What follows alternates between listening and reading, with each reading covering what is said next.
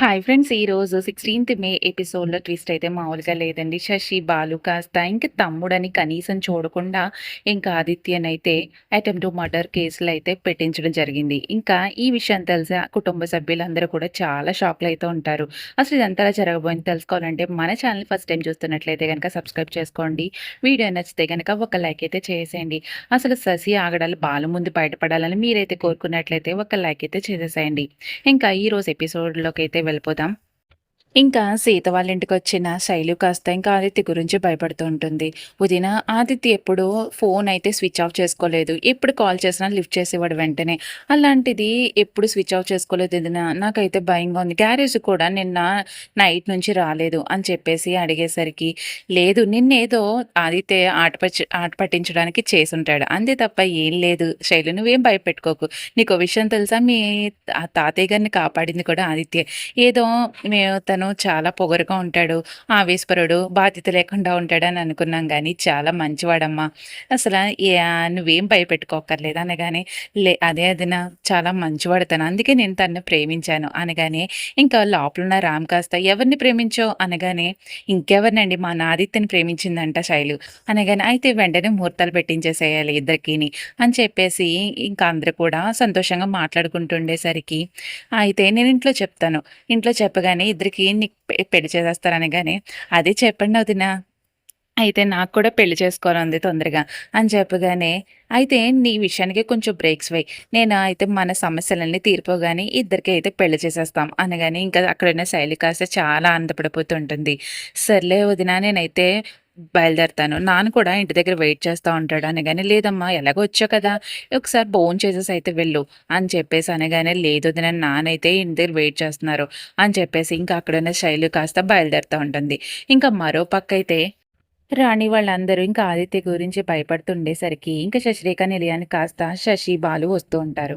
ఇంకా రాగానే శశి ఇంకా అడుగుతా ఉంటుంది రాణిని కాస్త, తాతయ్య గారి ఆరోగ్యం ఎలా ఉంది అత్తయ్య? బానే ఉందా అనేసరికి, బానే ఉందమ్మా.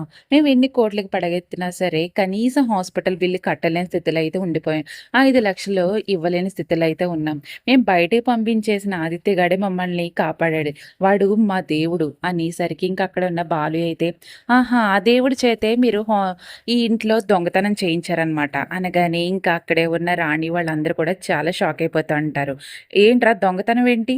అనగానే, మరేం చేయాలి, దొంగతనం కాకపోతే ఇంట్లో డబ్బు తీసుకెళ్ళి దొంగతనం చేశాడా ఆదిత్యగాడు అనేసరికి, అసలు నువ్వు మీ తమ్ముడు గురించి ఏం మాట్లాడుతున్నావో అర్థమవుతుందా? కనీసం వాడు మీ తమ్ముడురా, దొంగతనం మాట ఎందుకు అలా అంటున్నావు అనగానే, అక్కడేమన్నా రాణి అయితే, ఇంకా ఆదిత్య దొంగతనం గురించి పక్కన పెడితే నువ్వేం చేసావురా?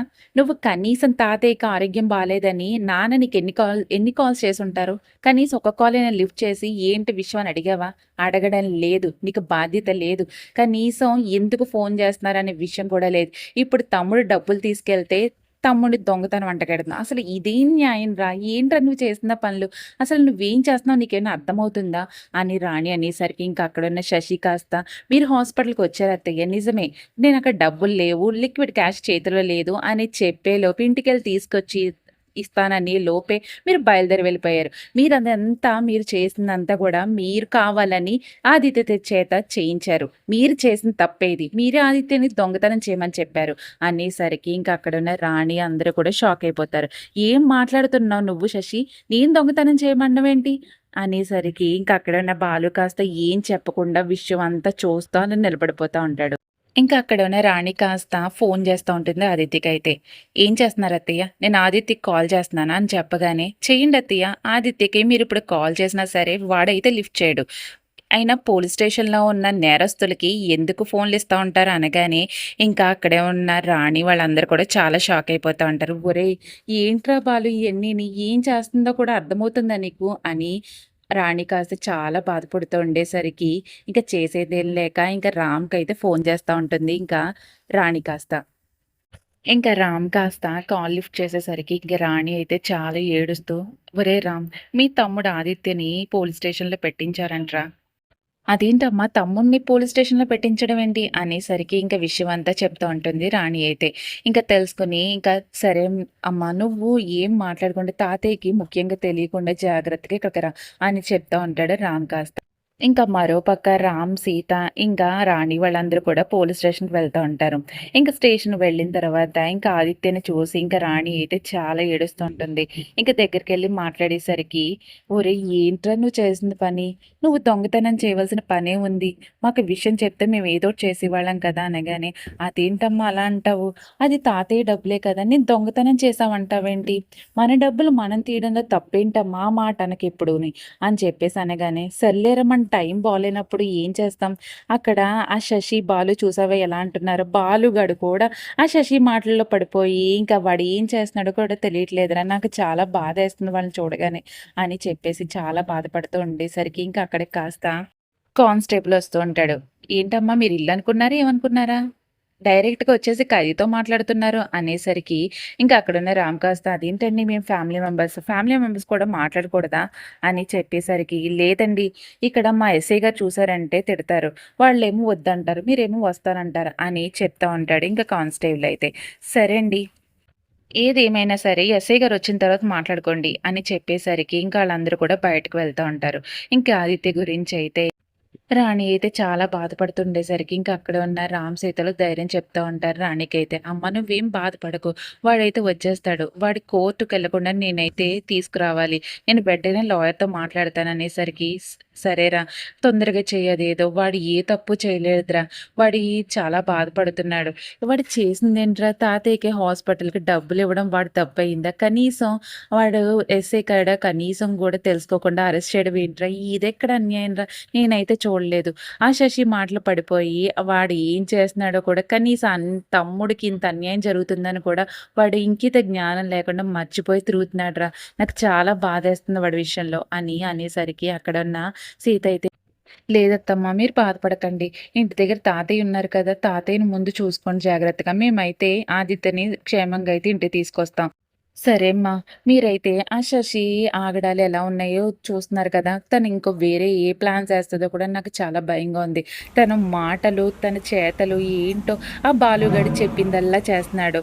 ఇక్కడ మనం జాగ్రత్త పడాలి. ఈ ఆదిత్యని ఇంకేం చేస్తారని చాలా భయంగా ఉందిరా అని చెప్పేసి అనగానే, లేదమ్మా నేనైతే లాయర్‌తో మాట్లాడతానని చెప్పాను కదా! నువ్వైతే ముందు ఇంటికి వెళ్ళు ప్రశాంతంగా. ముందు తాతయ్యనైతే జాగ్రత్తగా చూసుకో అని చెప్పేసరికి ఇంకా అక్కడ ఉన్న రాణి అయితే ఇంటికి బయలుదేరుతా ఉంటుంది. ఇంకా మరో పక్కయితే శైలు అయితే చాలా కంగారు పడిపోతూ ఇంక గ్యారేజ్ వెళ్ళగా, ఇక గ్యారేజ్‌కైతే అక్కడ ఆదిత్య అయితే రాలేదని చెప్పేసరికి, ఇంకా శైలు సీతకి కాల్ చేస్తా ఉంటుంది. "వదిన ఇంకా ఆదిత్య అయితే గ్యారేజ్‌కి రాలేదు వదిన. నాకెందుకో భయంగా ఉంది. అసలు ఏమైపోయాడో తెలియట్లేదు. ఎప్పుడు అలా చేయలేదు. ఫోన్ అయితే లిఫ్ట్ చేసేవాడు" అని కంగారు పడుతూ ఉండేసరికి ఇంకా చేసేదేం లేక విషయం చెప్తా ఉంటుంది సీత అయితే. "అమ్మ ఆదిత్య అయితే పోలీస్ స్టేషన్‌లో ఉన్నాడు" అని చెప్పగానే ఇంకా శైలు కాస్త చాలా కంగారు పడిపోతూ ఇంక షాక్ అయిపోతూ ఉంటుంది. ఇంకా మరో పక్కయితే బయట నుంచి వస్తున్న అమూల్యని చూసి ఇంకా అక్కడున్న చందు కాస్త, "ఒసేయ్ నువ్విలా రావే. నువ్వు బయట నుంచి వస్తున్నావేంటి? నువ్వు బయటికెళ్ళినప్పుడు కనీసం పర్మిషన్ తీసుకు వెళ్ళవలసిన ఇది లేదా నీకు?" అనేసరికి, "నేను మా అన్నయ్య వాళ్ళ ఇంటి నుంచి వస్తున్నాను" అని చెప్పేసరికి, "అదేంటి మీకు అన్నయ్యలు లేరని నేను మొన్న తెగేసి చెప్పాను కదా! మళ్ళీ అన్నయ్య నుంచి ఇంటి నుంచి వస్తున్నావు అని చెప్తున్నావేంటి?" "అయితే అత్తయ్య మొన్న ఇంటి నుంచి దొంగతనం చేసుకొని వచ్చాడు కదా మీ అబ్బాయి, మా వదిన వాళ్ళ ఇంటి దగ్గర నుంచి. మరి మీ అబ్బాయి కనీసం చెప్పేలోపు ఇంకా అక్కడ ఉన్న చందు అయితే ఇంకా అమూల్యనైతే గట్టిగా చెంపదెబ్బ కొట్టేసరికి ఇంకా అక్కడ ఉన్న అమూల్య అయితే చాలా షాక్ అయిపోతూ ఉంటుంది.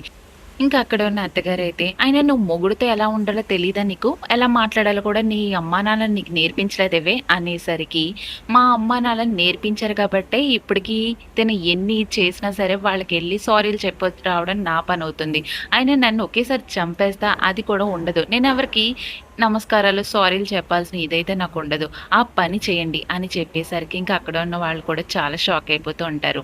ఈరోజు ఎపిసోడ్ ఈ విధంగా జరుగుతుందండి. అసలు బాలు అయితే విషయం గురించి పూర్తిగా తెలుసుకొని చేయవలసింది.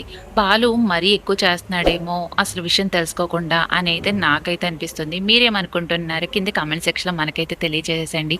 వీడియో నచ్చితే గనుక ఒక లైక్ అయితే చేసేయండి. అండ్ మరిన్ని లేటెస్ట్ అప్డేట్స్ గురించి మన ఛానెల్‌ని సబ్స్క్రైబ్ చేసుకోండి.